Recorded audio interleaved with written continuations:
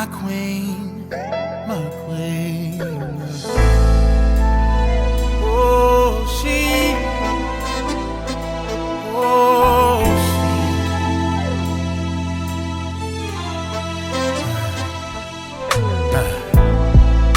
Beautiful, wonderfully made.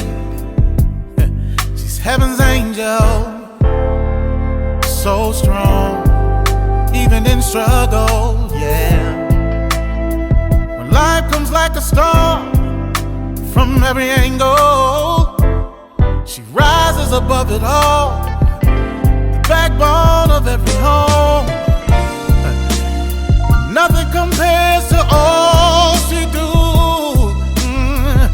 The true meaning of every family. She's the glue.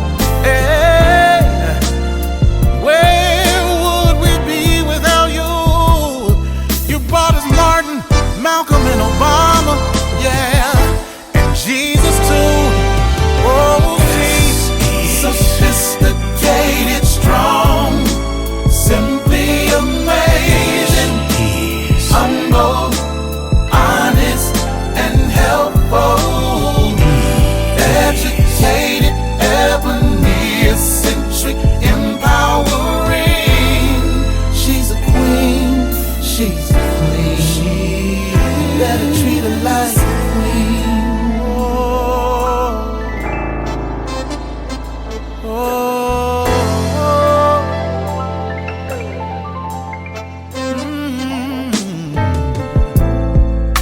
Her strength is amazing. Life inside, 9 months she's carrying. Back to work, 'cause the family she's carrying. Society don't give her just due, but she prevails and stands tall. A champion, a true woman. But nothing compares to all she do. Yeah, the true meaning of every family. She's the glue. Yeah, oh. Where would we be without you? You brought us Martin, Malcolm, and Obama, and Jesus too. Oh, she is sophisticated, strong, yeah, simply amazing, humble, honest, and helpful. Not only that you are educated, yes you are, eccentric, empowering. You're my, she's a queen. You're my, you're my.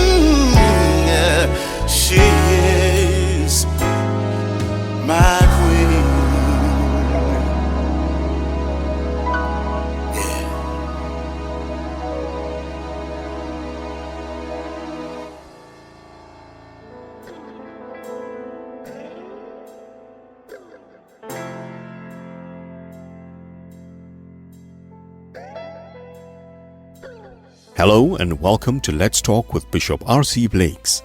R.C. is an author, empowerment teacher, and the proud pastor of the New Home Ministries of New Orleans, Louisiana, and Houston, Texas. His message circles the globe. His conversational and candid approach to challenging content makes him a relevant voice to all generations. Get ready for a life-changing transformational conversation.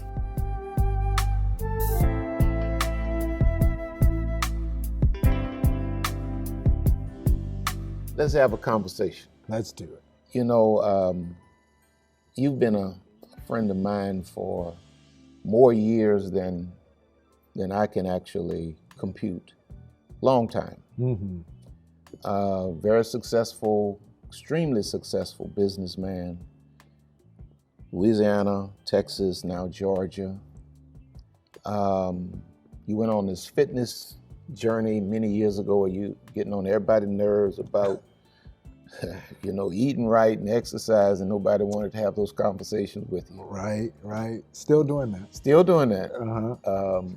You went on this thing where you talked about getting your money together and getting your credit right. And so you've always been this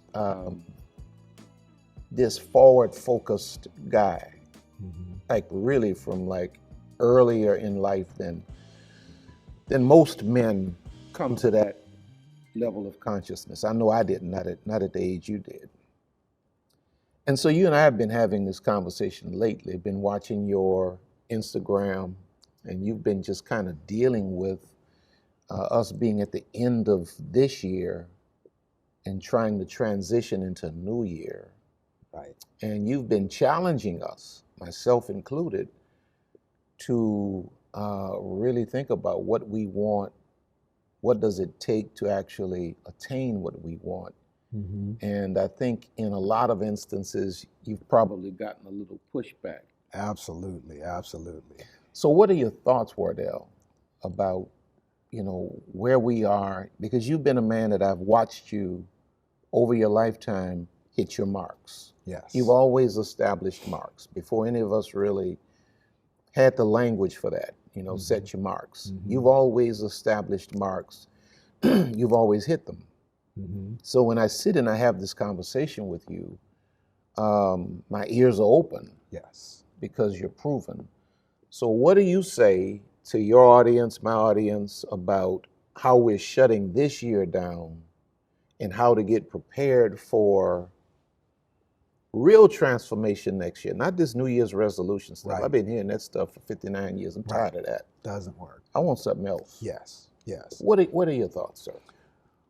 Well, I think it would be tragic to bring whatever challenges you were not able to overcome in 2023 to bring that same attitude, the same way of doing things into 2024. Yes, sir. So all I'm saying is right now is the time to actually upgrade your goals. Right now, upgrade your goals, upgrade your system, and nobody wants to hear this one, but upgrade your team as well.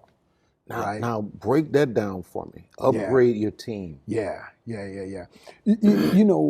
Right now, I'm sure everybody would have liked to have a certain amount of success in 2023. Absolutely. Right? But I think the focus gets off for a number of reasons. People start looking at what the economy is doing, what maybe the industry they're in is doing or whatever, and they get so focused on that. And they get away from, what are all of the reasons why I'm not hitting my goals? Why am I not achieving? And a lot of time, man, people are chasing dollars and not fulfillment. Right? And so, I talk about the lab. Good, the lab is learning and believing, that learning. But you should surround yourself with people that help that help you to lift you up. It's okay to help others. Correct. But that team, yes, sir. It needs to be individuals that pump you up, that actually understand what your goals are. I tell people all the time, I already know what my goals are because they're very clear, and we can talk a little bit about that too. Yes, sir. But But at the end of the day, my goal is also to make sure that I know what everybody else's goals are too. Correct. And so I think if you've got a team that has that same mindset, that cares about your goals, where you're trying to go, they've got their goals set, then this is a team that's more than likely going to get you to the actual mountaintop, so to speak, that you're trying to get to. And you know, for the average person, like you're a guy that runs a multi-million-dollar business, corporation, however you want to put it, and you have teams of people beneath you. But I think the average everyday person needs to understand that the people you're running with every day in the Toyota is your team. That's right. Your confidants, your closest friends. You know, you and I, as close as we are, we don't really talk and see one another a lot. Yes. You know what I mean? Because we're both busy doing what we do. But, you know, whenever somebody puts me in a corner and asks me, well, who's in your inner circle? Wardell Bush was at the top of the list, because I always know that, number one, when I need truth, you're gonna tell me the truth if I like it, if it's good, if it's pretty. But not only are you gonna tell me the truth, you're gonna help me to think through the process of how to get from where I don't want to be to where I desire to be. And that's always been our relationship. Yes, yes. And so when we think about our team, and I look at your life, and I'm listening to you talk about this as we move into a new year, analyzing your team. I was kind of talking about that in this sanctuary last Sunday. When I look at your life and the way you've lived your life, when I look at your team, I haven't been around your work team as much within recent years, but I noticed you always kept a close circle of people that were consistent around you. But I also noticed that your point guard was always your wife. That's right. Oh, absolutely. You and your wife, like that. Nothing came between, nothing gets between, not even the kids get between you and Marlo. Right, right. And I learned something from that. And this is our first time ever having this conversation. Right. Because I was watching you do that when I had the traditional preacher mentality that my wife was just here to sit on the front row and be pretty, not necessarily be a part of my team. And it wasn't until I invited her to be a part of a real part that things really exploded. Right. And so there are people that are listening to us now who are trying to unpack that thing about the team. Right, right. Well, each individual thing, like in my industry, if I'm going to talk to an insurance person, I'm listening for certain things about that insurance person. One or two things. You either have to be an expert, yes, sir, or you have to be willing to learn immediately, right? And so if what I do, like say a lot of people in my industry fix and flip houses. yes, sir. So if I'm going to talk to anybody who I'm going to associate with, I would prefer that they're also fixing and flipping houses. Yes, you sir. know, the people on the team are like-minded.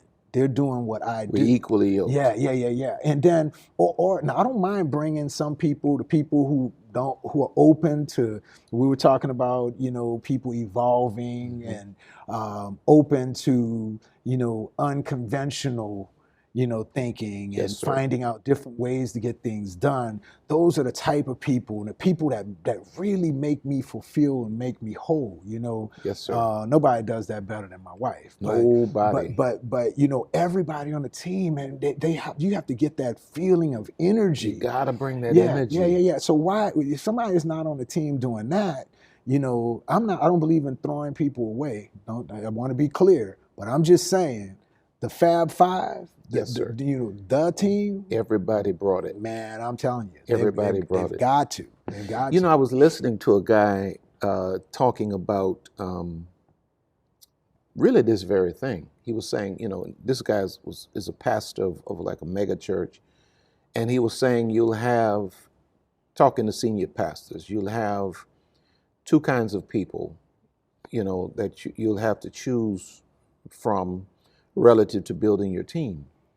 He said you'll have the person that is the expert, but they don't have your heart. They don't bring the energy. They're operating on another frequency. They have all the know-how, all the degrees on the wall, but they just don't do it for you. Then you have the person who may not have the degrees on the wall, they may not be an expert, but they are willing to learn. Yeah. He says, give me the person that's capable and willing to learn over the person that is the expert but doesn't have the right spirit. If a person comes to the table and they have the right heart, the right spirit, and they're willing to learn, that there you have somebody you can turn into a lifelong partner in vision. And they can't be takers. You got some people, man, they're just takers. You know, in relationships, you're either making deposits or you're withdrawing. Yes, sir. And you have to be making more deposits than withdrawals. And it's so important that people get that. And so they'll pull that same team that didn't get them to their goals in 2023, they'll pull that same team into 2024. So if we're talking about goals here, we got to be very honest with ourselves. Wow, that's powerful. Yeah. So you're saying, now this is getting deep. Yeah. Nobody wants to talk about You're this. saying that sometimes a leader, an entrepreneur, an artist, whatever the case may be, you're doing everything you're supposed to do. You're doing everything possible that you can do as an individual, but you have people surrounding you who are not pulling their weight. And so now you have the weighty responsibility of making some changes. That's right. That's right. I'm going to tell you, we're reevaluating right now. This is a serious time of the year. It's a serious time of the year. And nobody wants to hear that because everybody wants to celebrate. And I get that. I had a great time with the family, you know, for Thanksgiving. Plan to have a phenomenal time with the family for Christmas and bringing in the new year. But make no mistakes about it, this is serious business right now. Yes, sir. Getting ready for 2024. Well, we're transitioning. Yes. You know what I mean? And I was thinking about us having this conversation and kind of knowing where we were going with it. You don't come, if you're going to run a race, you don't come to the starting block at the time the gun is raised. You're already in shape by then. You gotta be in the block. You gotta be loosening and shaking and positioning yourself, getting yourself. And so these last 4 or 5 weeks of this year, you're saying are not to be squandered just in the name of, you know, holiday nostalgia. Yeah. This is about living a very real life. Yeah, I think the devil wants to lull you into the new year. So you kind of relax, and everybody's in a relaxed state right now. Yes, right? sir. And so nobody's bringing the energy right now. It's so easy to really. I know people that literally take the rest of the year off. Yes, sir. You know, they're literally, in with chill mode. I have a story about that. And I can't wait to hear it. But I'm going to tell you, like I said in one of my posts, man, you'll find yourself very sluggish at the beginning of January, right? You just trip into the new year. And before you know it, January is gone. Yeah. Now, and I'll tell you my story, but I want to ask you a question because you are constantly surrounded by high achievers. Mm-hmm. You know probably a lot of 1%ers. How do they approach this time of year?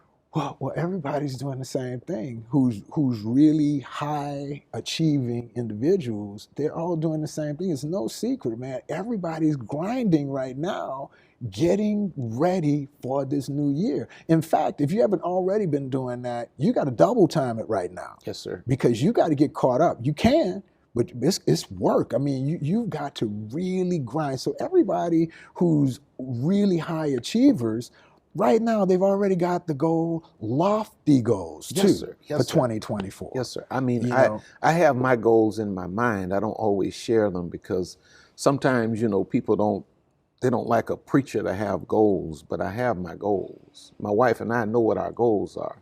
You said something to me recently in a conversation we had. You said, man, I'm already in 2024. Yes. I'm not setting my goals as I'm going to start doing. No, I'm working on the goals I want to see happen for first quarter, second quarter. So you're out of 23. Man, God has really blessed me. already hit 2023's goals. So I'm literally jumping on in an aggressive manner on 2024. I mean, 2020, I can't wait. I mean, I'm so excited, but it comes down to the passion and, you know, those other things we can talk about. Yes, We don't sir. have time to talk about the Yes, whole sir. thing of making sure you're doing what you're supposed to be Yes, doing, sir. what you're passionate about, you're operating within your gifts, you know, all of those things. It's exciting at that point, man. It just becomes fun, Yes, you know, sir. to get this going. Well, the beauty is, you know, to be able to have this conversation with you, and seeing a man like yourself that is as successful as you are. You've always been a man that has kept God in his proper place in your life. And so when I see the success, it's like no surprise to me, because you've always been a man that honored God. You've always been a man that valued family, valued your wife, your kids. And so now to see the whole thing come together into this beautiful picture of fulfillment is amazing for me to behold. I had a friend of mine who really died too soon. He was in his latter 50s, multimillionaire, made an impact globally. And one day I called him. He was in some part of the world. He was always in another part of the world. And I said, man, where are you at? Well, I'm over here, RC. And I said, what are you doing? I'm working. I said, man, do you ever take a vacation? He said, RC, my whole life is a vacation, because I'm doing what I was put on the planet to do, and I love doing it. This guy was grinding all of the time. And when I say grinding, he was working on the thing that God purposed him for and the thing that fulfilled him. He was not a guy that would just squander time, you know. He valued time, and though he died early, he accomplished lifetimes of achievement. Yeah, yeah. You know, I also do small business loans and things of that nature, and it's not uncommon for someone to come with a business plan. It might be 1,000 pages. At the end of the day, I'm looking for gift, passion, and feasibility. Yes, sir. If, you know, gift is usually something that comes with ease when you do it. You know, passion is something you have strong feelings about. Yes, and sir. feasibility, it just needs to make sense, whatever you're trying to do. It just needs to make sense. If you've got those things, man, whatever you're doing, you that's the formula for success. Correct. Now, we all, you know, the elephant in the room is the physical fitness thing. That's always been the elephant in the room between you and I. Right. You know, you on it now. Oh, man. listen, I'm trying. I'm trying. Yeah. Because, you know, there'll be times, man, that we be in one another's company, and I could tell you wanted to get around to the subject. Yeah. But there are a lot of people that are planning to. There are a lot of people who are planning to hit the gym January 1, January 2, first week of January. What do you think about that? How is it that we blow the gyms up the first, 5-6 weeks of the year, and then it dies down, and we revert back? I mean, because you have not always been in shape and physically fit like you are, right? Right. Oh, absolutely. Well, I think we're talking, I mean, you could plug in, when we start talking about setting goals and coming up with a system and being surrounded by the right team, those, you could plug that into whatever you want to talk about. We talk, whether we're talking spirituality, whether we're talking physical fitness, whether we're talking about, you know, how you make money. It's the same thing. You can't take the rest of this year off from yourself. Eat and do whatever you want to do. Just gain 20 pounds over the last couple months of the year and think January 1, everything's going to just be fine. It just doesn't happen. My sister is an emergency room physician, right? You talk to anyone in the ER, they hate this time of year because they get more people coming in there than any other time of the year. Why? Because you got people who are out of shape and doing less right now physically, but eating more. Right? That's a formula to get you in somebody's hospital. right? Absolutely. So right now, just like with the other goals, okay, what is our goal? What are we trying to, achieve as far as fitness? What we trying as far as how much we weigh, but even more, how do we feel? Yeah. And so right now, if you're just going to do all this damage the whole rest of this year, taking the rest of the year off, Damage. January 1 is going to be a terrible thing because you're going to bring those same bad habits into 2024. Right now is when you should start making adjustments and setting your goals and started incrementally doing more and eating less right now. Yes, sir. Well, you just brought up a word, habits. Because, we have this thing that I really detest, New Year's resolution. Because that stuff doesn't work. I've been hearing that for 59 years. It doesn't. It does not work. It doesn't. We have to begin to develop habits that drive us every day. In fact, about it, in pondering this conversation, I thought about we're going to either buy into the philosophy of the New Year's resolution, or we're going to tie into the biblical concept of mind renewal, which deals with developing a mindset for your best life. That's what's driving me now with my quest for my best health.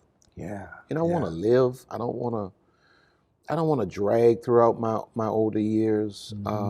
I want to be functional. I don't want to be a burden to anybody. And when I started this, working out, it was never about the aesthetics. I've been married for 29 years. I ain't worrying about no looks. I got my woman. Right. I'm somebody's grandpa. I ain't worrying about no looks. But I love the way it makes me feel.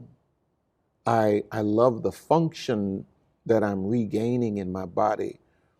Function that I've not had in decades, actually.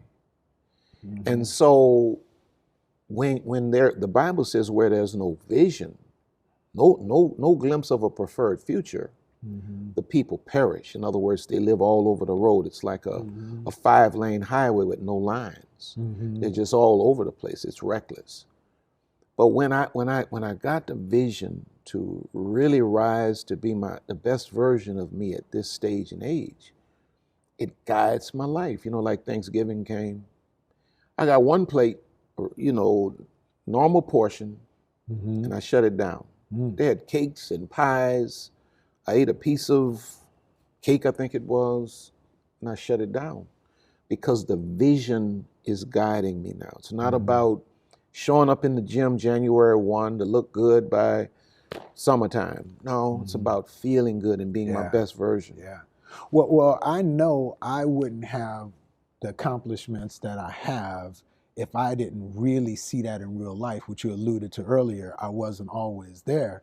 In '97, when I started Bourgeois and Associates Mortgage, man, I was just getting blessed with more and more business and running, but I couldn't keep up because I wasn't in shape. Wow. And so I made the conscious decision to get myself in shape, which was the impetus to Bourgeois and Associates Nutrition, doing business at Smoothie King. It's amazing how you get other blessings when you just start getting on track and other things start coming to you that you didn't even see coming.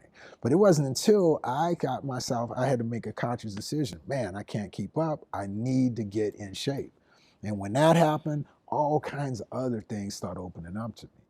Well, and I think this conversation is leaning towards what is going to be the theme of 2024 for New Home Ministries, and that is stewardship and accountability.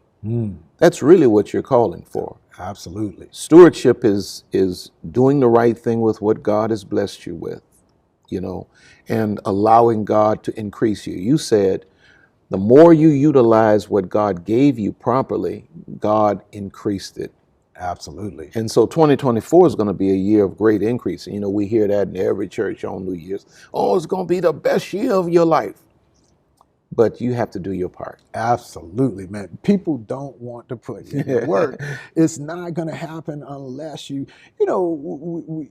talk about being all in. You know, you've got to be committed 100%, you know, and then you do greater things. Correct. Right? But Correct. until you do that, you're not. And so what happens is we know people want the gratification, they want all of the lofty goals, but don't want to do what they need to do. So what happens, I'm convinced that the closer you get to 100% all in effort, the more you're going to be successful. The less, now we know if you're relying on grace, you know, they say God takes care of babies and fools, right? But you know, you're gambling at that point. God wants us to be our best version of ourselves. You know, you bring me to a point that I teach a lot. It's not very popular. And I said this as well last Sunday. When you really read the Bible, everybody's reading the Bible for this, way out spiritual, you know, experience. And it is that. It does produce that. But the most spiritual aspects of the Bible always bring us back to practical application. Yeah. The Bible is the most practical book for living that you can read in the world. The Bible is a book filled with principles that will help you to guide your life in every respect and produce God's best for you. But God's best for you does not come without your participation. Yeah. Everybody's looking for miracles when God is giving us principles. Gotcha. Well, you know, I say, you know, there's a few cliches that need a little adjusting, like you are what you eat, right?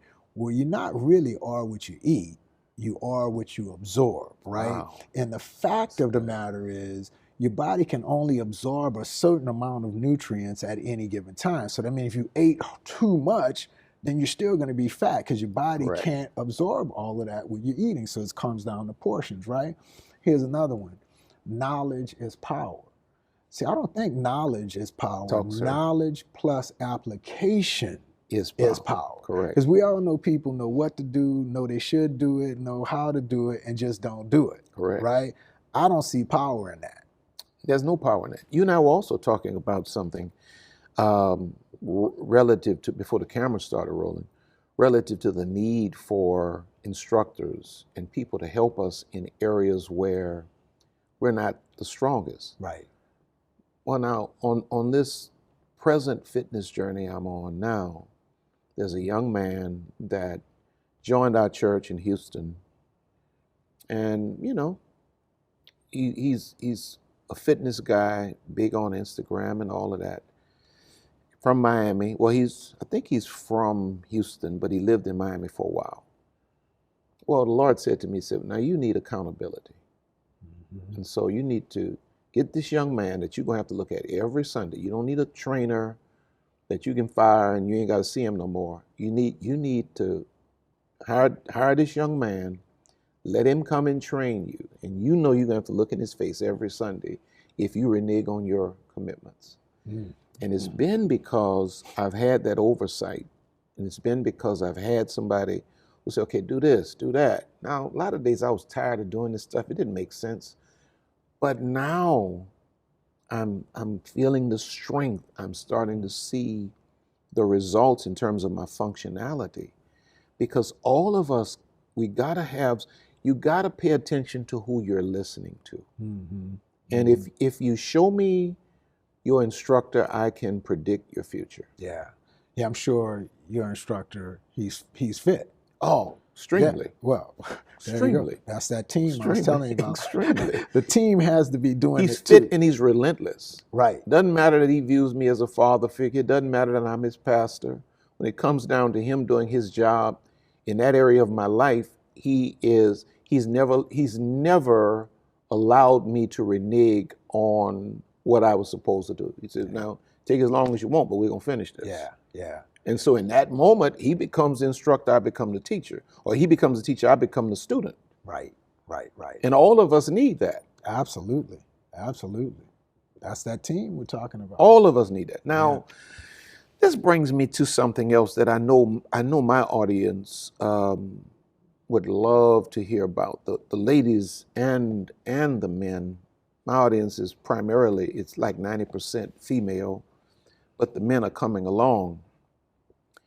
I'm proud of the fact that you are a fellow New Orleanian. I don't hold it against you that you went to St. Augustine. Right, right. I don't hold that against you. Yeah, You and my brother, and yeah, I don't hold that against Troy, Henry, Gloucester. I Yeah. don't hold none of that against y'all. But you're a fellow New Orleanian. You're a black man, and you've been married for 31 years. Yes, yes. And the reason I bring this up is because when people look at Lisa and I, they say, well, you know, relationship goals. This is what I want, you know. And what's the secret? You know, because they say, well, you know, there are no, some women say, well, there are no good men out here. No man is going to be faithful. No man is going to be a good husband. It's an impossible dream. And yet, 31 years, you and your wife work together every day, I suppose. Yeah, absolutely. Yeah, yeah. What's the secret, man? Man, I wish I can say that was it's easy. You know, relationships are not. They're just not. It goes back to, you know, work. Yeah. You know, everybody wants to just have the immediate gratification, like we talked about in all of the other aspects. But this one, all of this stuff ties together. it's the same thing all over again, man. You sound like a broken record, as they say. But I think, you know, I realized that my life got better when I married Marlo, right? And so I know mine did. And I'm going to tell you, I think from the guy's side, we tend to run.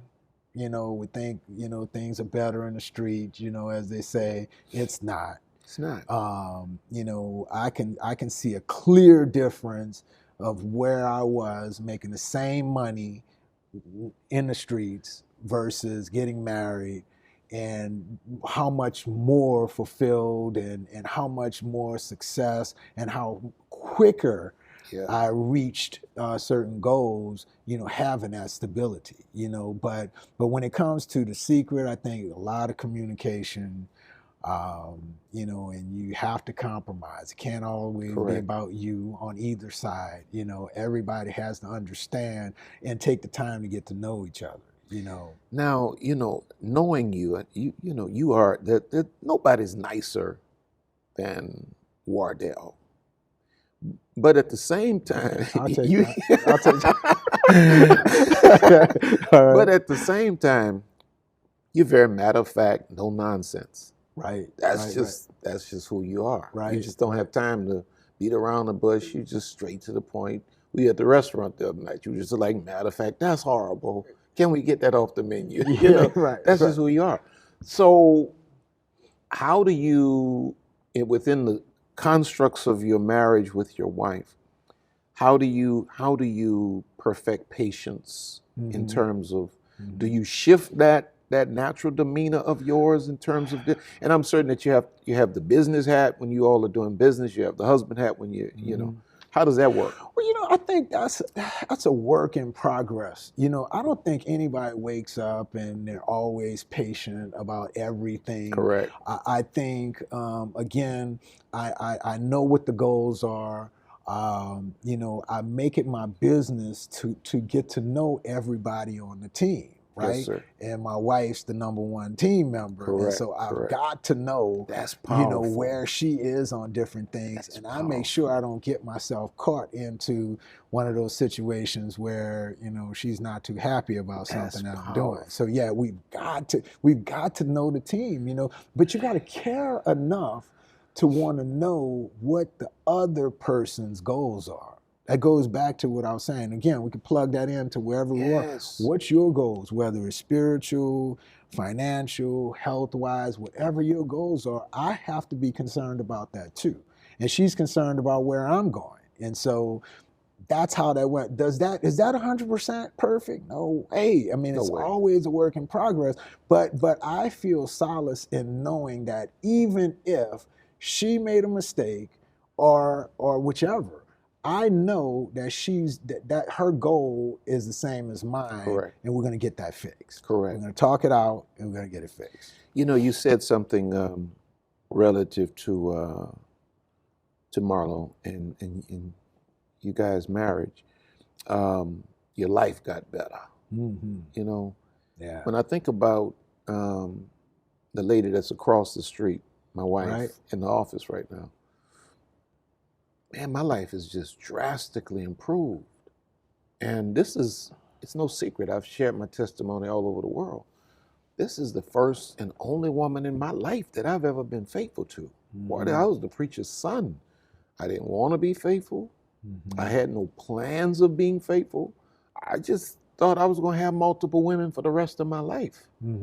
One day, God showed me the vision for my life.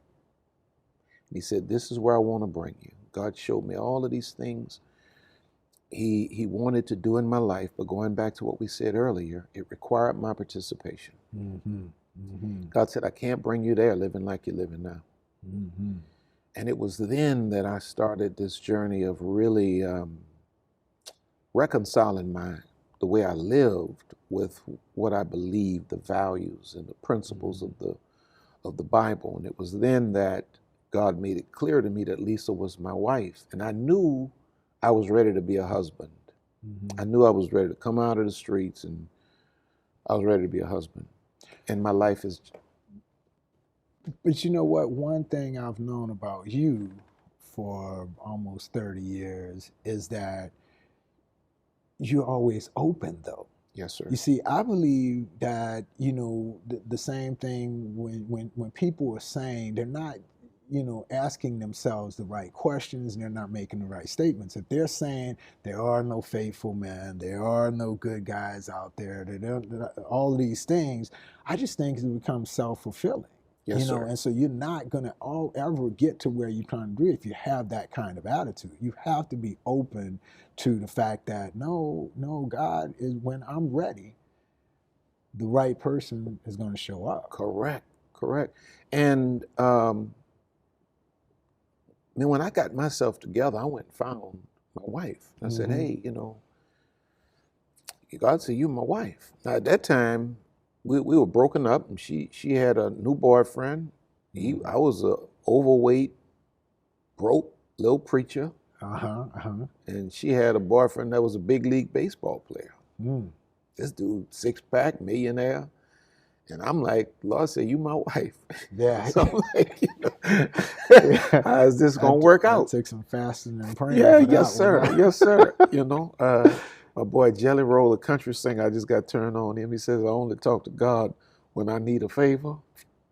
And I only pray when I ain't got a prayer. There you go. Who am I to expect a savior when I only talk to God when I need a favor? And he talking about a woman. He want God to get his woman back. So I guess I was asking God for a favor, but nevertheless, she understood and she said, yeah, I see that.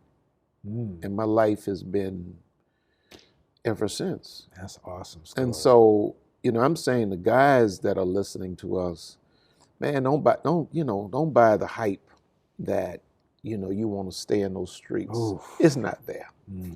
It's not there. Bad things. It's not man. there. No, not at all. So let's shift this. Let's talk a little bit about money. I know that's a big thing for you too. Right. You know, because everybody wants, you know, we see the Instagram, everybody got the big cars and everybody's taking pictures in front of the mansion, and most of this stuff is rented or they posing by somebody else's car in front of somebody else's house. Right. What do you think should be a person's focus that really wants to seriously get themselves in a position? Another thing I failed to mention is that all of this stuff is a process, right? The Bible says, write the vision, make it plain upon tables, plural, meaning it's in phases, that he may run that readeth it. You're not going to be broke in 23 and be a multimillionaire in 24. Right. But what are some of the key things that you think individuals should begin to work on if they want to come to this place where they are financially solvent? Gotcha. Well, I think, you know, I say I like the idea of setting lofty goals, right? Yes, sir. So what makes you, what amount of money do you need to be making to live like a king or a queen, right? And so let's write that out. What does that look like, right? And then you have to know your industry or know whatever line of work or whatever you do to make money, know that industry. Like for me, I know the exact number of applications that I need to take in a month to get to one loan closing, right? I know the number of people I need to talk to. I know the number of people that are in my profession that I need to talk to who I'm referral partners with. I know all of those things. And so we're backing into what we're doing every day. And so in order to talk to these many people, I have to touch these many people some kind of way, whether it's phone call, whether it's social media, whatever communication that I need to do. But that's knowing your industry. So you need to break it down to what you're doing every day. So every day needs to be purposeful. And then you're not chasing dollars, you're chasing fulfillment, right? And so if you're fulfilled and you're doing the things that you love and that you're passionate about and you're bringing a 100% energy to it, the dollars are gonna come. And then you're gonna see the fruit of your labor. But that goes back down to what we were talking about, getting the goals, But that's where we need to be to get to where you really have the nice things, But you can't think I remember I was speaking at a school. This was a junior high school, and I work hard, so I have nice things. I have a nice vehicle, and so one of the little girls saw me pull up in my car, and she's like, and she knows I'm an entrepreneur. That's what we were talking about. She said, "When I grow up, I want to be like you, so I can chill out and have that car." I was like, "Whoa!" I said, "Time out." We can stop right there because there's no chilling out. It's about the process, as you said, of setting goals and actually coming up with putting a system in place to get where you need to go. The actual money comes and the nice things come, but we got to start that. That's why we're saying you can't be taking the rest of this year off. You've got to get it going. I'm thinking about what you're saying. Presently, I have a great impact on social media. Really kind of like by mistake. Mm-hmm.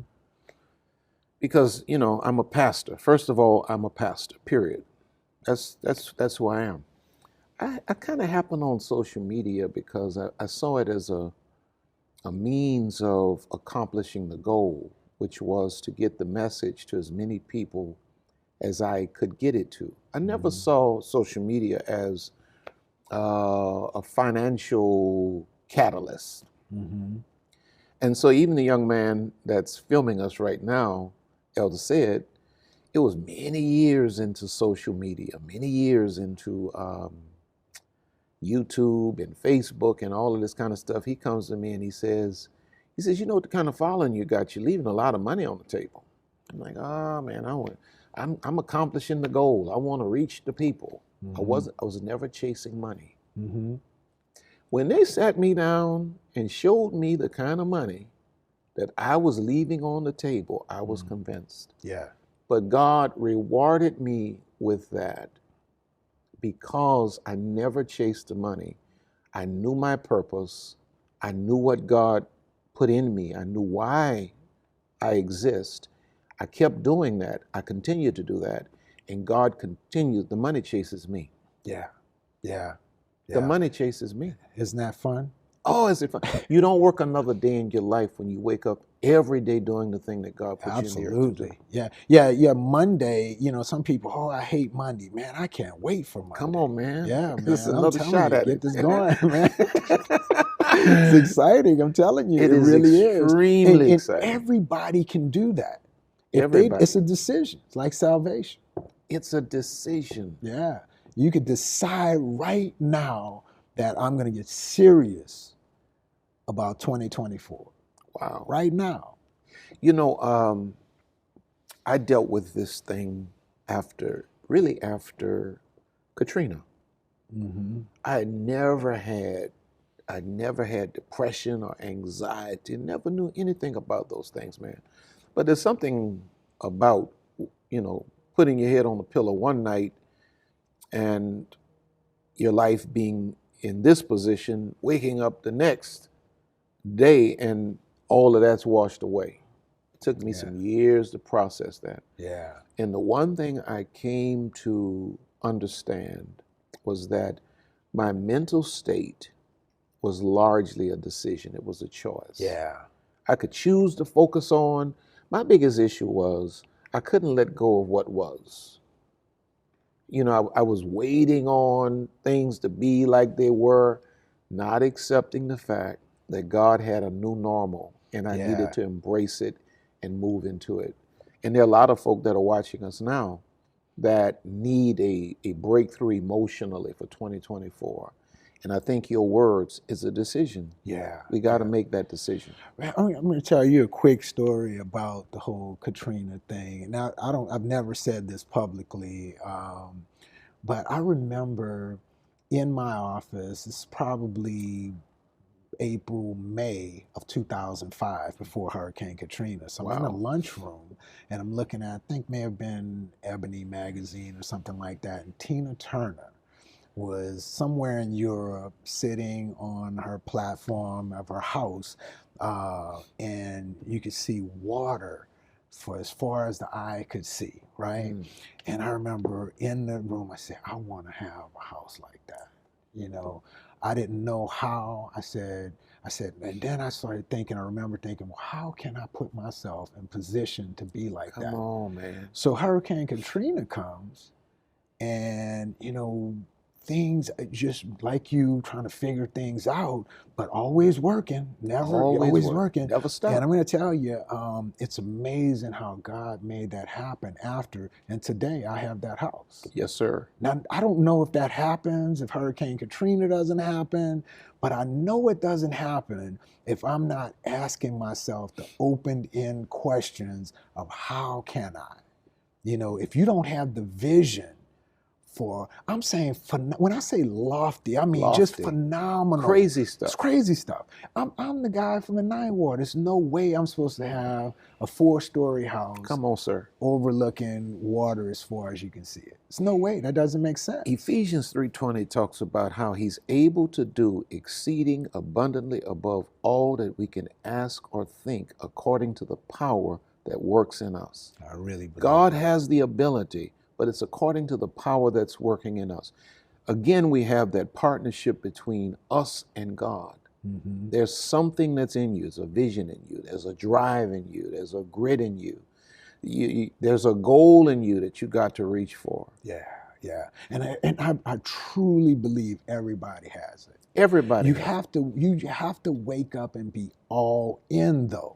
You can't be, you know, we have a mutual friend that, has a health challenge, and I was telling him, I was like, man, you've got to 100% believe that this is going to be fixed. I think the closer I've never been 100% and God not blessed me. Now, I'm not always 100%. Right? But every time I'm 100%. So the more we can be 100% all in, the more often we're going to be 100% successful. So I'm good at the big things. Yes, sir. Now this in 2024, I'm working on even the small things, some of the small things I want, because we can really will things for others as well. Absolutely. Yeah. I do it all the time. Yeah. This brings me to something else that I think will probably resonate with you, that I've learned and I'm learning. You were just talking about how you don't know if the 4-story looking over the water kind of dream home that most folk will never get a chance to live in would have happened if we didn't have something as painful as a Katrina. The thing that I've come to learn and to understand, most people, the 90%, are running away from pain. But there's nothing great that manifests in our life without some measure of pain. And the thing I've come to learn is that pain is not a bad thing.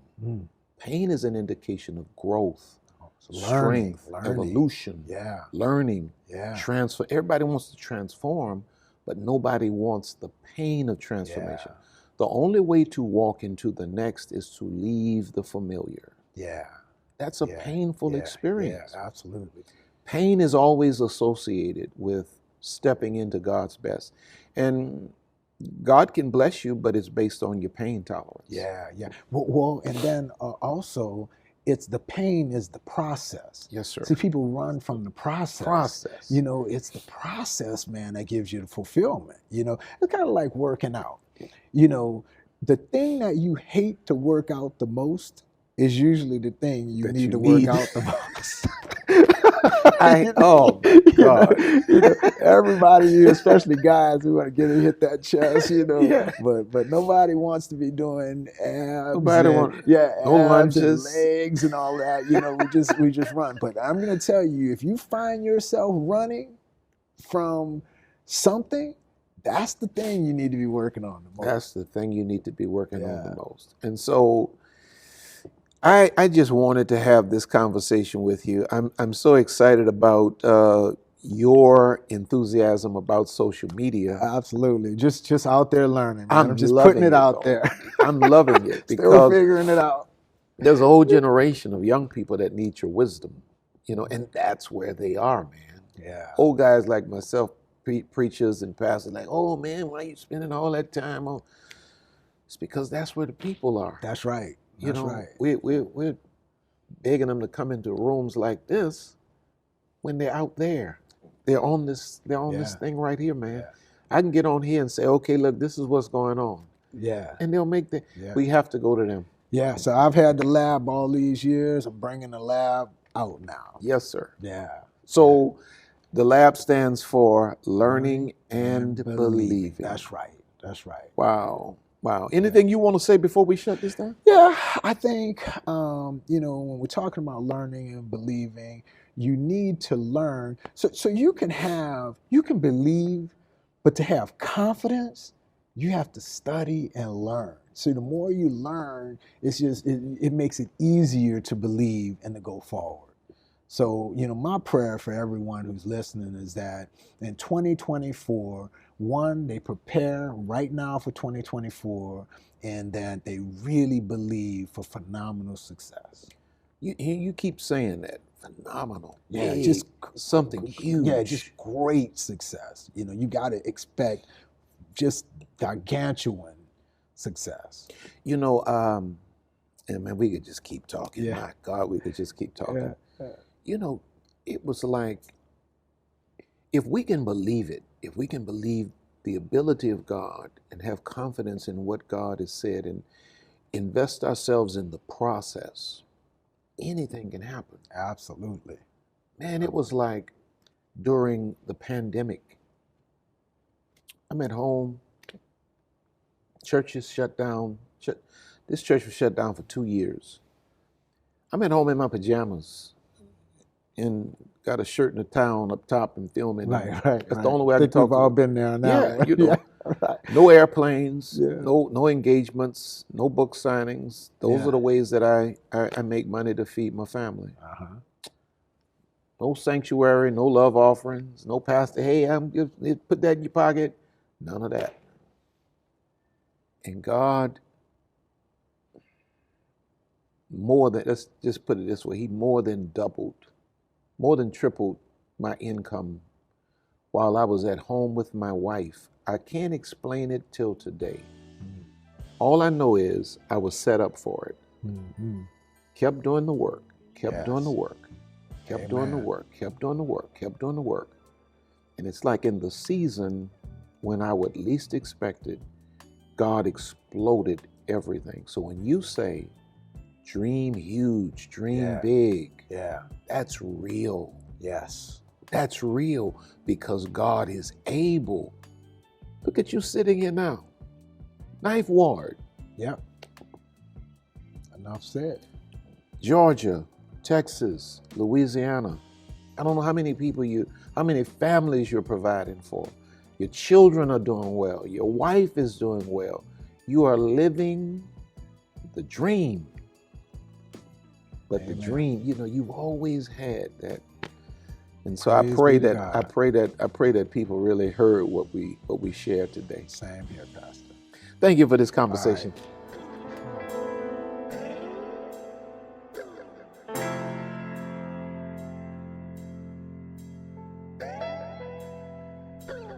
We here at RC Blakes Ministries want to thank you for spending this time with us today. RC and Lisa are always honored to have you with us. Don't forget to reach out to us by visiting our website at www.rcblakes.com. While you're there, you may join our mailing list and receive a free download of The Laws of Manifesting Your Vision by RC Blakes. Also look at all of the online programs by RC. You may find all books written by RC and Lisa. Once again, all of us here at RC Blakes Ministries want to thank you from the bottom of our hearts. And as we always say, see you at the top.